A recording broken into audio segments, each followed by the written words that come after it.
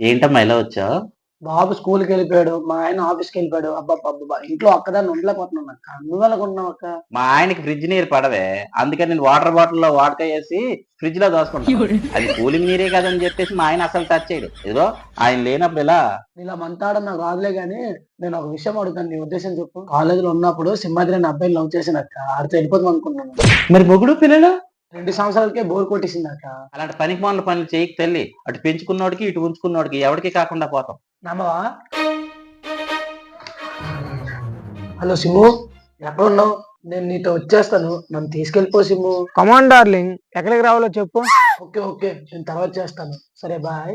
చూసావా? That is sim. ఏది మళ్ళీ ఫోన్ చేయి. చిన్న అవసరం ఉంది. ఓ 10,000 ఫోన్ పే కొట్టమను.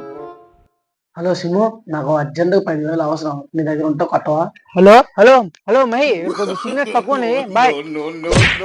అమ్మ దెంగిసింది దెంగి కానీ దీనికి 10,000 కావాలంట.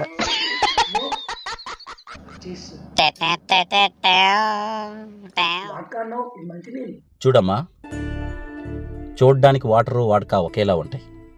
కానీ నీ దాహాన్ని తీర్చేది వాటరే. ఉంచుకున్నాడు అవకాశం ఉంటే వాడుకుంటాడే తప్ప ఆదుకోడు. జాగ్రత్తమ్మా.